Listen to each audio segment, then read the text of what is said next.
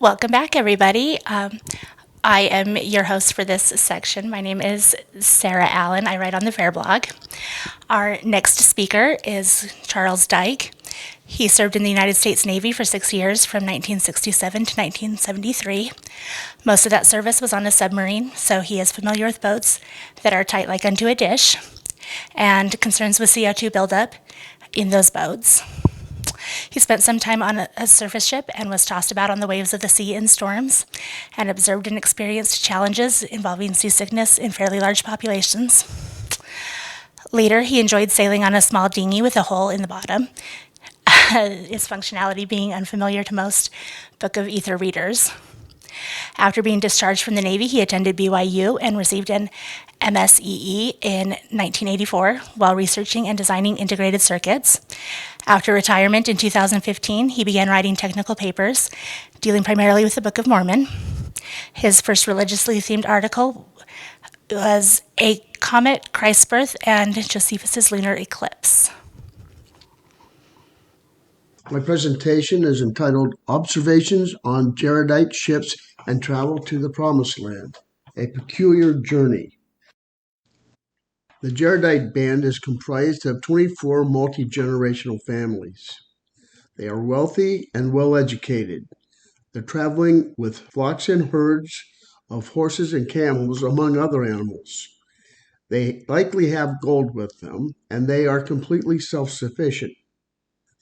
They have a wide variety of expert skill sets, from boat building to animal husbandry. They are experienced travelers. They know what to take based on their destination, and they know how to prepare for a many-year journey. These people are heading out from Mesopotamia to establish a new civilization. This presentation focuses on mundane issues involving the Jaredite travels, beginning in the area generally around the mouth of the Euphrates and Tigris rivers. We're told that the Jaredites collected live fish, live fowl, and swarms of bees while building barges and then departing temporarily to a quarter where there never had man been. I will propose a site for that quarter. This peculiar behavior probably indicates that the Jaredites ultimately went toward China. Given that, the encampment site on the coast is proposed. Following that, the presentation discusses some of the challenges the ocean-going Jaredites faced. The boat's design and living conditions will be considered. I will explain why the Jaredites would die within 48 hours of embarkation unless the boats were met with a furious wind. An overview of the technical details of the hole in the bottom of the boat will be given. Hugh Nibley's Lehi in the Desert and the World of the Jaredites will be a quasi-outline of my topics. Nibley suggested 6 points that favor an eastern course of travel across Asia to the China coast. First, there is the great length of the journey. Ether mentions that many children were born on the journey. Second, a terrain favorable to cattle raising was needed. This raises a question as to whether the Jaredites had horses or camels in their flocks of every kind, because this is a clue as to the direction of travel. Third, Nibley said that a region in which there never had man been is more plausible moving east. I will amplify this idea. Fourth, prevailing westerly winds prefer a Pacific crossing. Since the Jaredite boats were driven by furious winds, this seems reasonable. Fifth, the assumed northern latitude sea voyage between the 30th and 60th parallels north, according to Nibley, favors a trek to the China coast as opposed to a more southern route. Sixth, a mountain of exceeding height needs to be near the point of the Jaredite embarkation. Nibley stated that this does not exist in the Atlantic seaboard of Europe.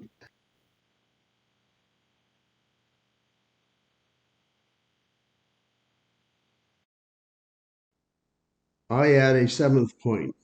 The Jaredites wanted certain species of fowl and fish, but the quarter where there never had man been lacked a sufficient population of bees, fowl, and fish. An eighth point is that trade goods moving east along the trade routes were horses, camels, wine, gold, and honey. The last and ninth point is that the fowl that crossed the Pacific Ocean were likely chickens. The Caspian and Aral Seas are remnants of the Parathesis Sea. These are both brackish seas and both are endorheic, meaning that neither has an outlet to the ocean. Once the weight of the water of the sea dissipated and ice age glaciers retreated, crust will rebound, reshape the landscape. Eventually, rains leached the salt from the lands, streams and rivers were formed, and grasslands developed. Because these waterways flowed into salty and brackish waters, no freshwater fish were able to swim upstream into them. I propose that the Jaredites moving northward went to the coast of the Caspian Sea. Once the barge or barges were built, the Jaredites could collect swarms of bees. The bees must get to pollen within 3 days of swarming, or they will die. These bees must have traveled across the sea to a safe quarter where they could find that pollen. Multiple swarms imply multiple trips across the sea. The barges could easily make the trip across the sea under sail within a 24-hour period, but a barge had to be ready to sail when the swarm was collected. Fish in a vessel, which they had to do on the west side of the Caspian. Either does not say if the Lord instructed them to do so, but the collecting of fish implies that. That in turn suggests that the Jaredites had some insight into the nature of the quarter to which they were moving. A single vessel of fish would have no immediate value to the Jaredites. I propose that the fish were released into ponds and streams as part of a fish farm. The vessel could then be reused to move more fish. The fish in the vessel could not survive long in that vessel. The water would shortly be depleted of oxygen, poisoned by waste, and temperature variations of the water in the vessel would be detrimental to their health. In order for these fish to be of use to the people, the Jaredites would need to allow 3 years or more for the fry to mature into a 10 or 12-inch fish. The snared fowl would only be useful if their population could expand rapidly. Certain birds, like the gray partridge and the wood duck, produce large clutches, in the vicinity of 7 to 15 eggs. After 3 years, the Jaredites could have a significant population of fowl. The quarter most likely to be the temporary home of the Jaredites would be on the north of the Karakum Desert and on the eastern shore of the Caspian, and likely near the mouth of a river. Curiously, the Amu Darya earlier flowed into the Caspian, but crustal rebound changed its direction into the Aral Sea. That left the Uzboy River where the mouth of the Amu Darya had been. I suggest that the Jaredites were encamped near the mouth of the Uzboy River. In my hypothesis, the quarter where never had man been must have certain characteristics. It must have good water, enough to supply a population of perhaps 200 people, plus flocks and herds of all kinds, and water sufficient for fields of grains and grasses. Besides that, it needs to supply water for a fish farm, pollen for many beehives, and grain for fowl. It must be within a day or two from where the Jaredites collected swarms of bees and laid fish. A swarm is viable for only about 3 days without a pollen source. This could be valuable land. With multitudes of people looking for such land, it must be hidden away. Turkmenistan sits on the southern edge of the Turkmenbashi Peninsula, on the eastern edge of the Caspian Sea. This is a seaport.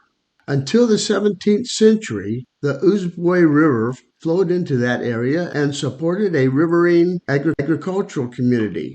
Unfortunately, the river dried up and the community collapsed. Now, what was the mouth of the river is salt marshes. I propose that the quarter was near the mouth of the Uzboy. I suggest that the launch point on the west side of the Caspian was in the general area of Lankaran, Azerbaijan.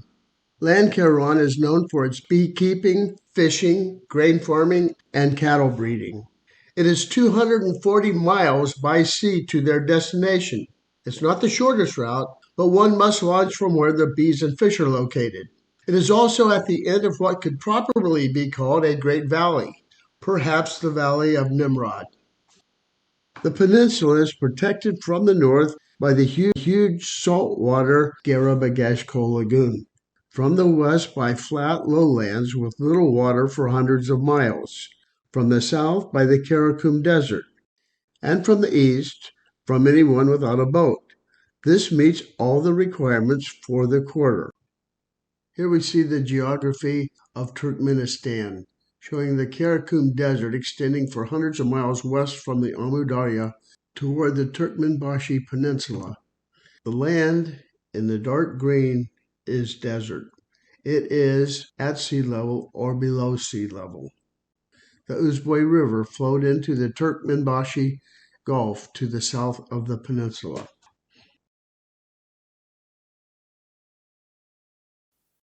After collecting honey for a few years, the Jaredites were ready to restart the journey. The bees and fish would remain. Some dried fish would likely make the trip. Because of the length of the journey, I think it is possible for some of the expanded population of fowl to continue on the journey. The Jaredites would be traveling with horses, camels, gold, and honey, 4 of the 5 major commodities that moved east along the Silk routes. The honey would be a trade good, the fish would provide meat, and the fowl may have provided fresh eggs and meat.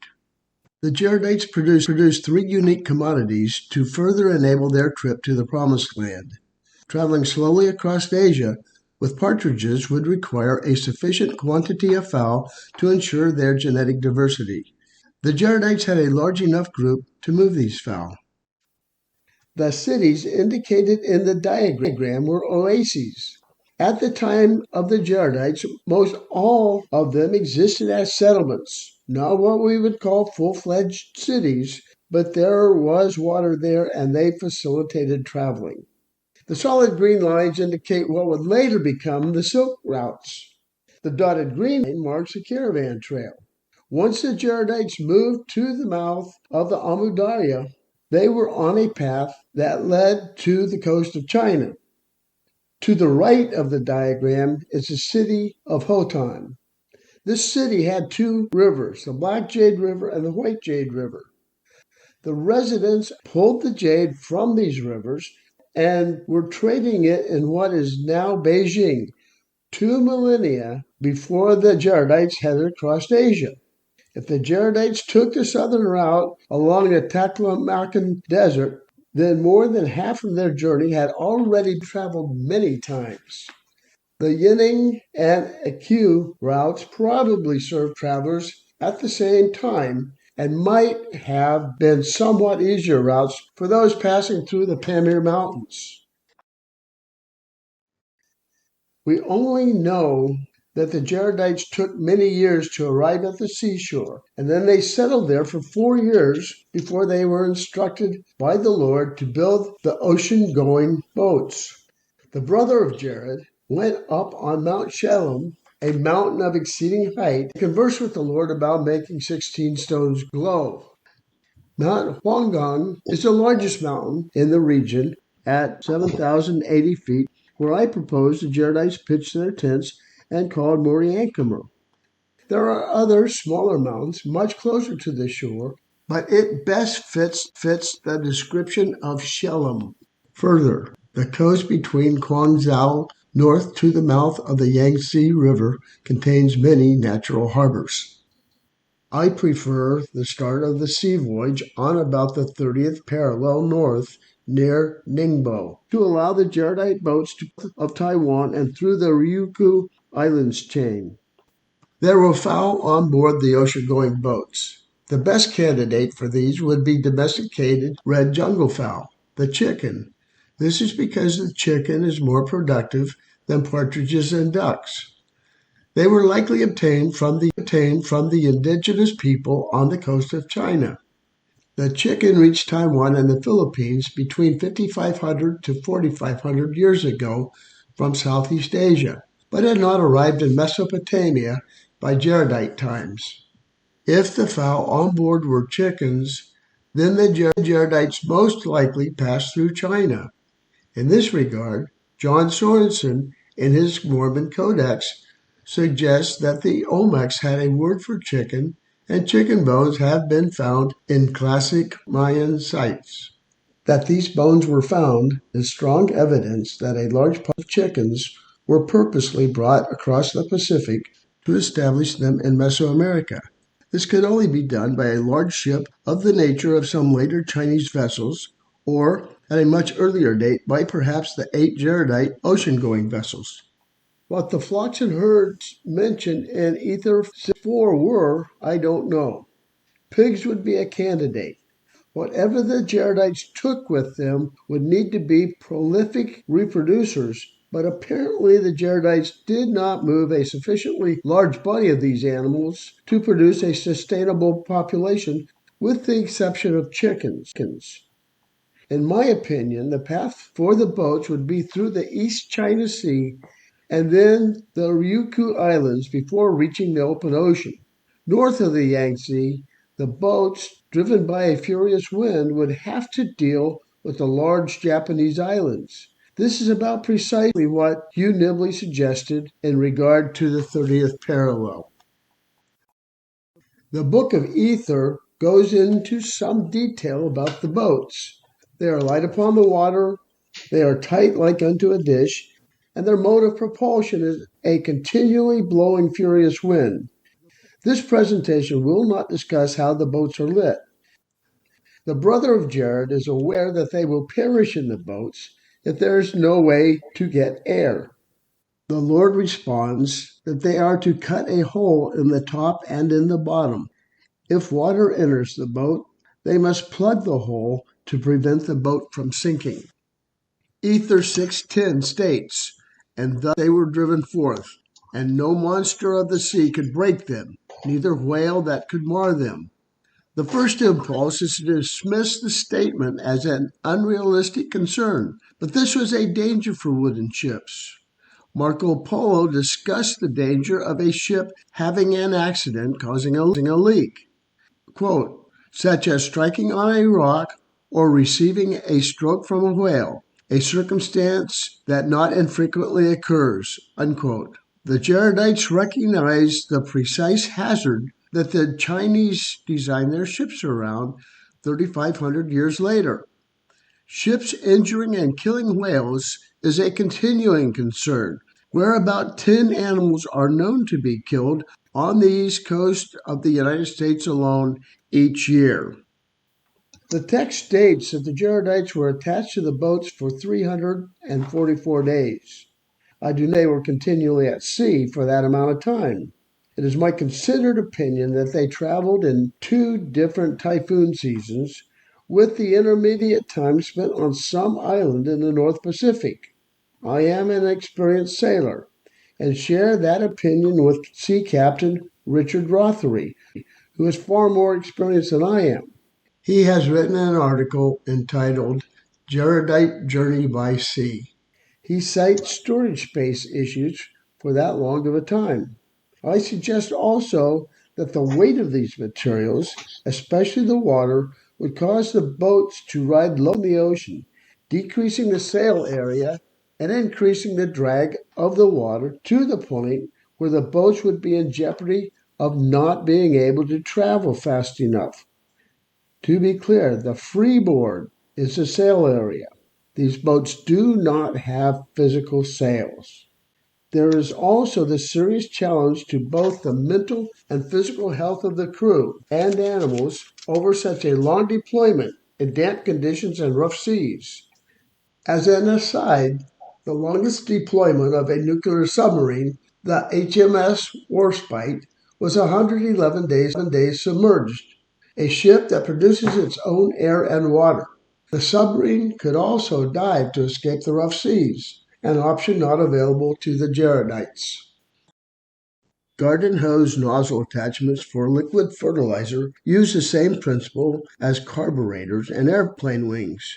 Similarly, smaller sailboats have holes in the bottom that are opened up when under sail and there is water in the boat.